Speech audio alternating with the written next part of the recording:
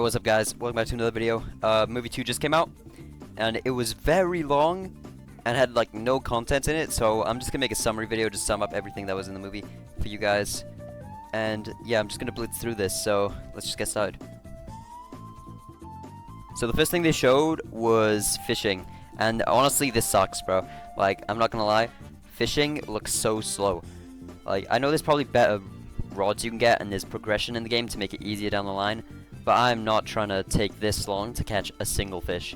Like, if there's chances of you getting like treasure chests and stuff and other things, maybe they could have spent the time we were taking to watch him take ages to fish to actually explain what you could get from fishing, but instead they just decided to put some music and silence over a video of him fishing for a solid minute, and then once again fishing for another minute. Like, he fished for an entire minute just to lose the fish. So yeah, that was a bit strange, but yeah, I will not be fishing in Rell seas, that's for sure. I'll just kill some sea beasts and use that for food. Alright, next, they seem to have showed a kind of tutorial place for when you first join the game. Now, you're locked in a cage, you need to learn lockpicking to get out, and then once you're out, you fight a human boss, and then an animal boss, probably to get you used to both the boss types. Now, everything about this section was pretty good, apart from the bosses. If you look at these bosses, you'd see their animations are pretty choppy, but the combat against them doesn't look too bad. Like, there's some random jujitsu moves he throws out on the lion for some reason. I don't know why he does that. I think it's just for style points because it didn't do that much damage. But yeah, it's pretty alright. I wouldn't say it's anything groundbreaking. Allegedly, according to one of the mods, the bad animation was just to demonstrate how PvP against bosses would work, so he slowed it down for the movie purposes. Hopefully that's the case. If it is, I don't really have any issues with the section. The tutorial is good. It sums up most of the things you need to do in the game, like parrying. You may also notice when the boss is dropping down, it does tell you when he's about to hit you. I'm not sure if that's a form of observation Haki, or just the game letting you know when the boss is about to attack. Either way, it's kind of the same thing. So yeah, that's about it for this section. Bosses, they look decent. Alright, this section is pretty self-explanatory. You can pretty much tell what it is. It's just the Rell Bros flying through the maps, demonstrating what each part is. So yeah, this is Impel Down. They've also stated that they don't have a functional version of Impel Down to show off right now. It's not done yet, so that's a shame for movie 2, but yeah, they just basically just show all the maps that they could. I believe it was 6 different maps. They did also show all of the levels of Hades Asylum. Unfortunately, none of them are functional, as they said. But yeah, this looks like the last layer right here. And right here, this is Dressrosa. And this is the Rell Atelier. Now, I really like this. This Rell Atelier looks very, very good. Like, the outside as well as the interior. It looks much better than Alon Park did. So yeah, you come to the top. The top is a little bit barren, but the bottom and the main exterior is very, very nice. Well made. This is Shellstown, so yeah, there's just, you know, basic island, just showing off the giant towers and stuff. There's a mural on the top there. And I believe this is just the sky Baratier. So it's just the Baratier but in the sky. Unfortunately, it does look much worse than the regular Baratier, as the top is just barren filled with barrels, but yeah. Okay, so now we're getting into the good stuff. So, they actually informed us that there would be 40 crews that you could basically help or defeat to make alliances or enemies with them. These will be NPC crews, I believe. If they are player crews, this is a horrible idea, honestly, because limiting the players to 40 crews is very silly.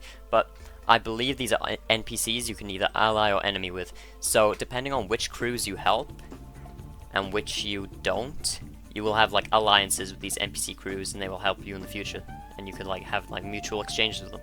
So that is a very cool feature that they've showed here. I didn't expect anything like this at all from this game. Now, this is probably the second coolest feature that they've showcased in this entire movie. So there's these cards that you can equip that let you change some of how the game works.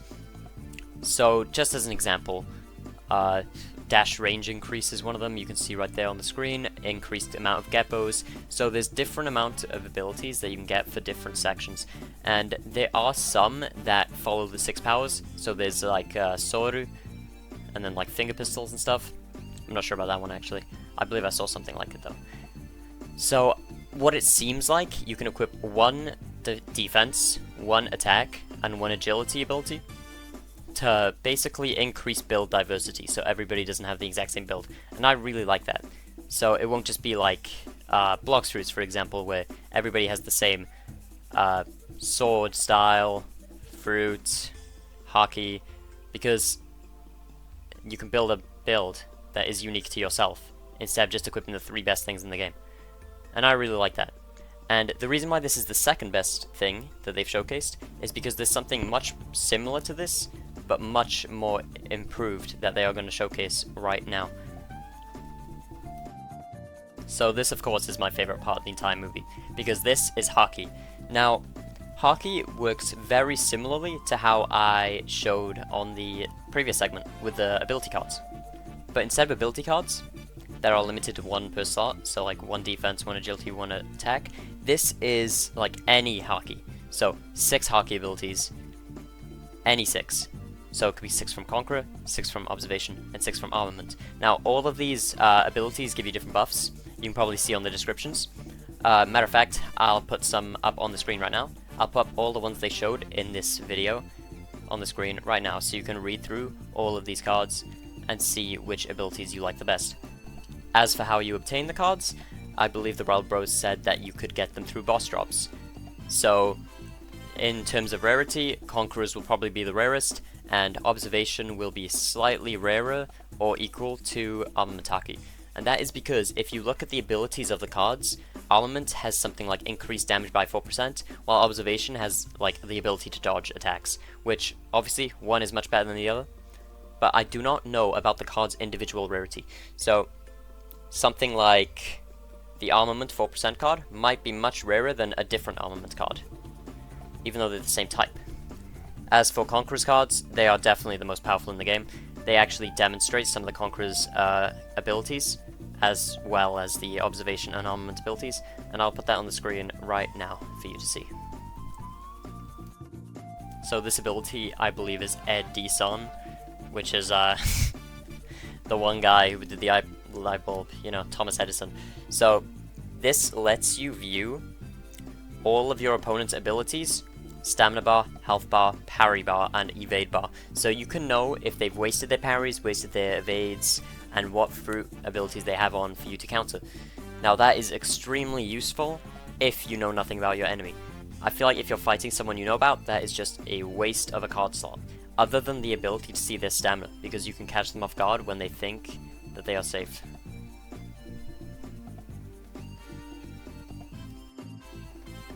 Now this next ability is the dodge ability, just the basic Observation Haki.